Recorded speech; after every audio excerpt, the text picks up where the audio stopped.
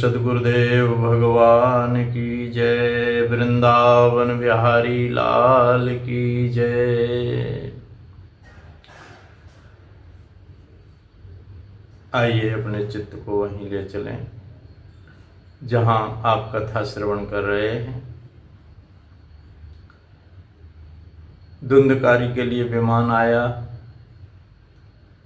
गोकर्ण जी ने विमान लाए हुए पार्षदों से कहा कि हमारे तो श्रोता बहुत हैं और आप केवल धुंधकारी को ही संबोधन कर रहे हैं बैठने के लिए विमान में, तो इनके लिए क्यों नहीं आया? बोले सुनने में भेद हो गया। इनका चित्त घर में पड़ा था, बच्चों में पड़ा था और कार्य धंधे व्यापार में पड़ा था, इसलिए इनका भेद हो गया। धुंधकारी ने ही एकाग्रता से सुनी और भक्ति ज्ञान वैराग्य इसको प्राप्त हो गए, इसकी मुक्ति हुई। आप फिर सुनाइए, ये एकाग्रता से कथा सुने और इन सब को ही लिए विमान आ जाएंगे। निश्चित करके विमान आते हैं। और एक तो विमान का मतलब वो है विगता माना। विगत मान जिसके मान नहीं है।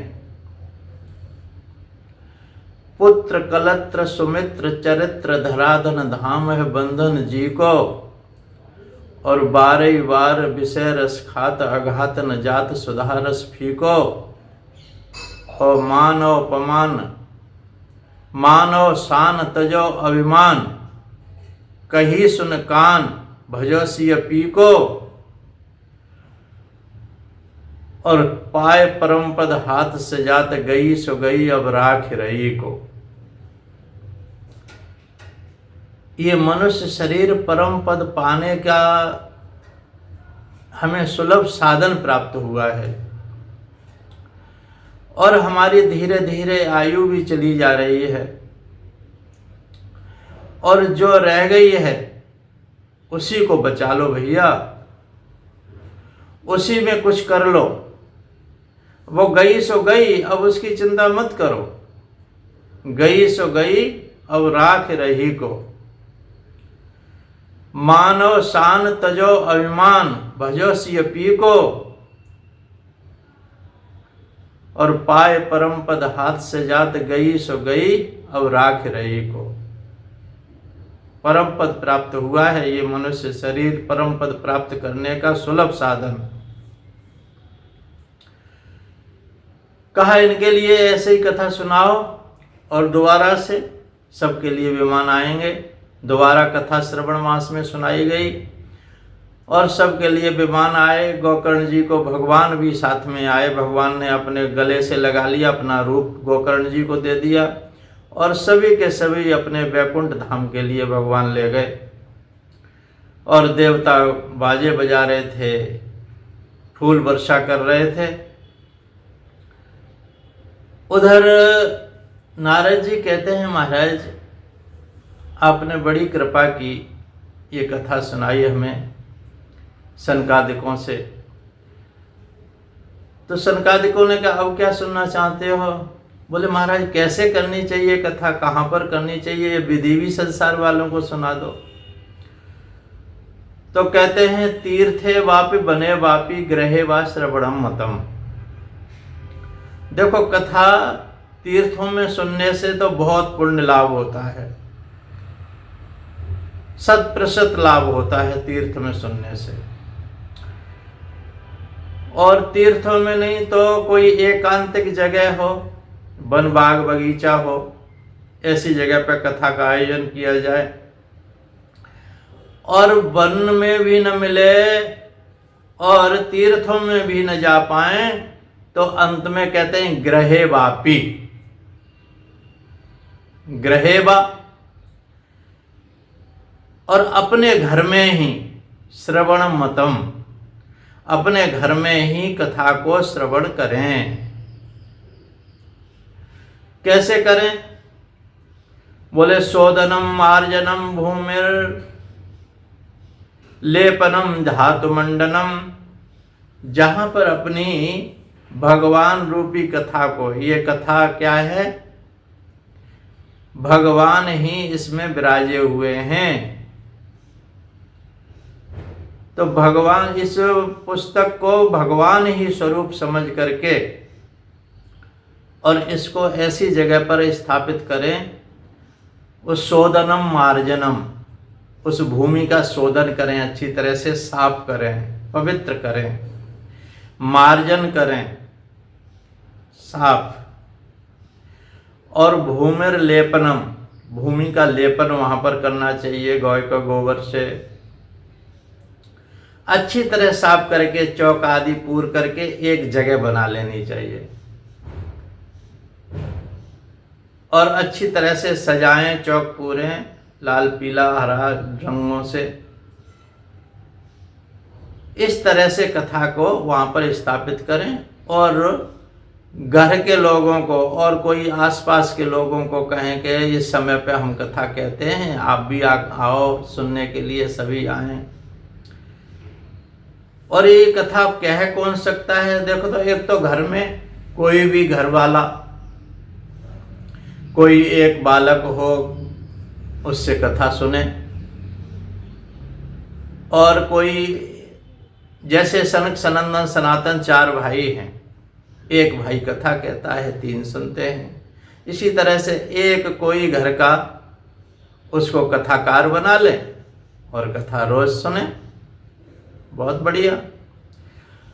और लेकिन कभी आयोजन हो तो उसमें किन को चुनना चाहिए, कैसा वक्ता होना चाहिए, ये बात यहाँ पर सनकादिक कहते हैं। देखो भाई, विरक्त तो तीन जनों को, तीनों को कहते हैं, 3 जने होने चाहिए कथा सुनाने वाले। वृक्तो वैष्णवो विप्रो वेद शास्त्र विशुद्ध कृत, दृष्टांत कुशलो धीरो वक्ता कार्यो अति निष्प्रिय, अति निष्प्रिय। कैसा हो? एक तो विरक्त हो, विरक्त महात्मा, जिसके मन में कोई अर्थ की कोई इच्छा ही न हो, ऐसा विरक्त, जो कुछ न चाहता हो, केवल स्वयं अपने लिए आनंद के लिए और दूसरे को वही आनंद देने के लिए कथा कहे, ऐसा विरक्त महात्मा।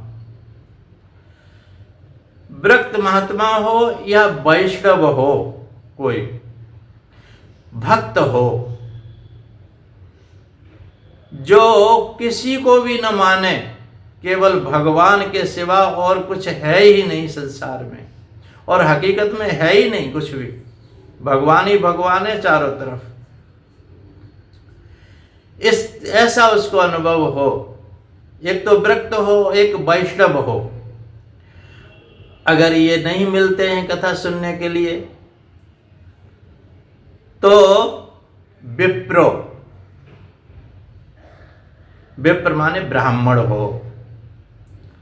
और इन तीनों में से भी कैसे हो? वेद शास्त्र विशुद्ध कृत, वेदों का, शास्त्रों का दृष्टांत देने वाला, उदाहरण देने वाला, समझाने वाला। जगह जगह पर शास्त्र चर्चा है, जगह जगह पर वेद के मंत्र दिए गए हैं इसमें, और जगह जगह पर दृष्टांत थोड़े अंश मात्र दिए गए हैं, पूरी तरह से समझाने वाले दृष्टांत भी हों, दृष्टांत देने में कुशल हो, समझाने में कुशल हो। दृष्टांत का मतलब होता है समझाने में कुशल हो और धैर्यवान हो, अधैर्यवान न हो। धैर्यवान, धैर्यता उसके अंदर नहीं है, वो कथा को समेटेगा और समेटेगा, जल्दी जल्दी करेगा तो समझ में नहीं आएगी।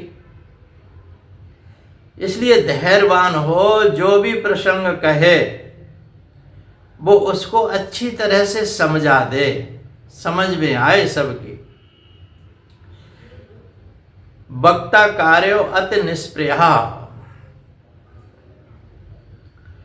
और ऐसा वक्ता हो, विरक्त हो, वैष्णव हो, विप्र हो, और वेद शास्त्रों में कुशलता प्राप्त की हो, और दृष्टांत देने में कुशल हो, समझाने में कुशल हो, ऐसा वक्ता कार्य अति निष्प्रहा, जिसकी संसार के विषय वासनाओं में कोई भी आसक्ति न हो, स्नेह न हो, लगाव न हो, ऐसा वक्ता होना चाहिए। कथा को अनुष्ठित कथा करवाए, साफ सप्ताह कथा करवाए तो, नहीं तो घर में तो जो कोई बच्चा जिसको चुन लिया जाए वो सुनाए कथा, और कथा से पहले थोड़ा कीर्तन जरूर कर लिया जाए। गोविंद बोलो, हरि गोपाल बोलो, जो भी कीर्तन करते हो भगवान के नाम का।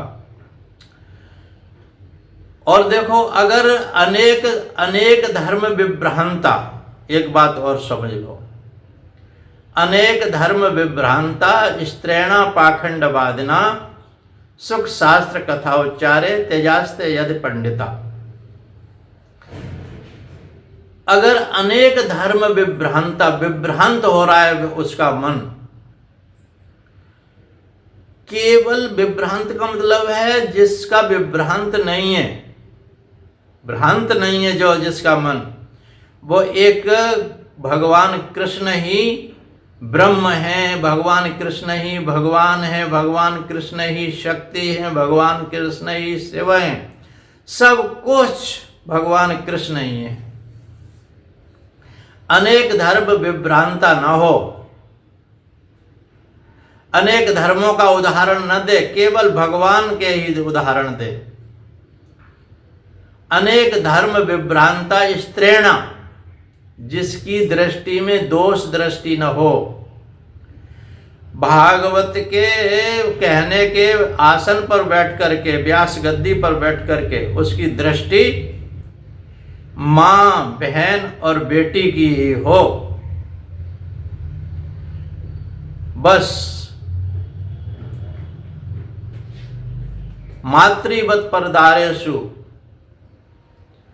और माता की तरह, बहन की तरह, बेटी की तरह दृष्टि होगी तो स्त्रीण नहीं होगा वो। तो स्त्रीण हो और अनेक धर्म विभ्रांत हो, पाखंडवादी न हो। पापस्य खंडा पाखंडा, कोई ऐसी बातें न करे जो अच्छी न लगे, समाज को भी न अच्छी लगे और कहने में न अच्छी हो, तो पाखंडवादना न हो।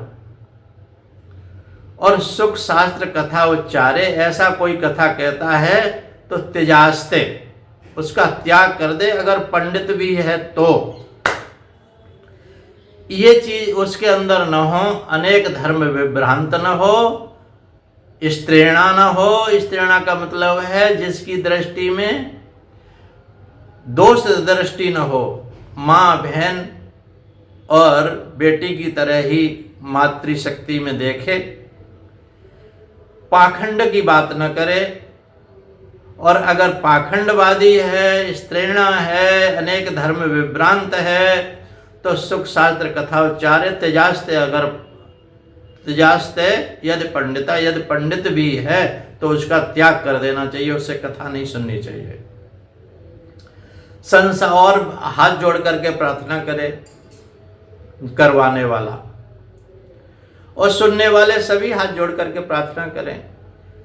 क्या करें? संसार सागरे मग्नम दीन माम करुणानिधे कर्म मोह गृहीतांगम मामोद्धर वारणवात। हे प्रभु, हे दीन बंधु, हे कृपालु, इस संसार सागर में मैं डूबा जा रहा हूं। हे दीन बंधु, करुणा निधे, हे करुणा कृपालु, मुझे इस संसार सागर से उद्धार कर दीजिए। और देखो कथा कैसे उपवास करके सुननी चाहिए। भोजनम तो ब्रह्मण्य, अगर उपवास न कर सके और दूध से कथा न पी सके तो भोजनम तो ब्रह्मण्य कथा श्रवण कार्यक्रम नोपवासो वरा प्रोक्ता कथा विघ्न करो। यदि अगर कथा में विघ्न आती है, कथा सुनने में नींद आती है, नींद ना आए तो भोजन थोड़ा सा स्वल्पा आहार ले लेना चाहिए। कोई जरूरत नहीं है व्रत रखने की। कथा में विघ्न नहीं होनी चाहिए। और देखो कौन कौन सही हो जाते हैं इससे। दरिद्रस्य सही रोगी, दुर्भाग्य पाप करवान। पापी भी है, निर्भागा है, कोई रोगी है, दरिद्र है, क्षयी रोगी है, और अनपत्य जिसके बच्चे नहीं होते हैं, जिसका मोक्ष काम है, मोक्ष की इच्छा वाला है कोई के मुझे तो मोक्ष ही चाहिए, तो वो भी श्रेयाच कथा में माम, वो इसको श्रवण श्रद्धा से करे।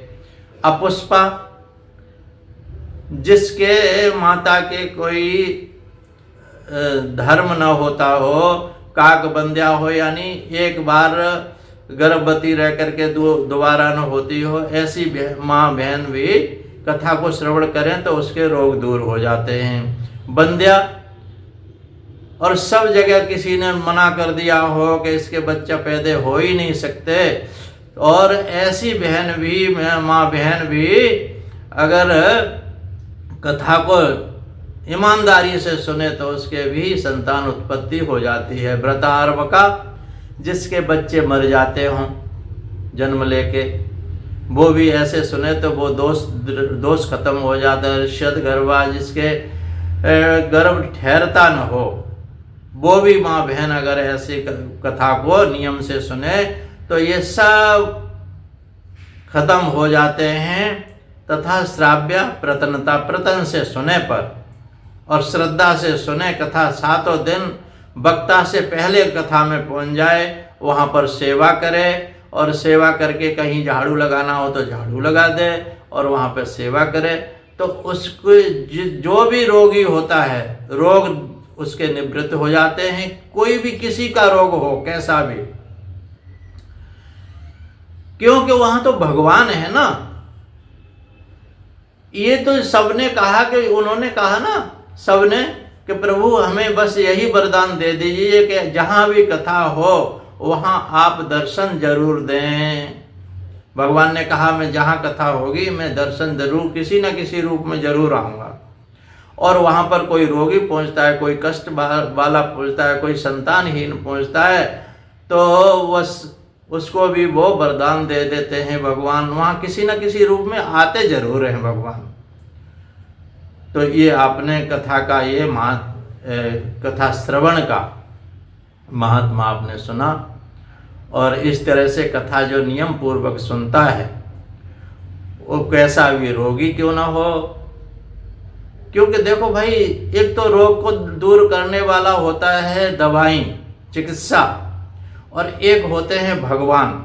और ये कथा क्या है, भगवान का ही स्वरूप है, भगवान ही प्रविष्ट हो गए हैं इस कथा में।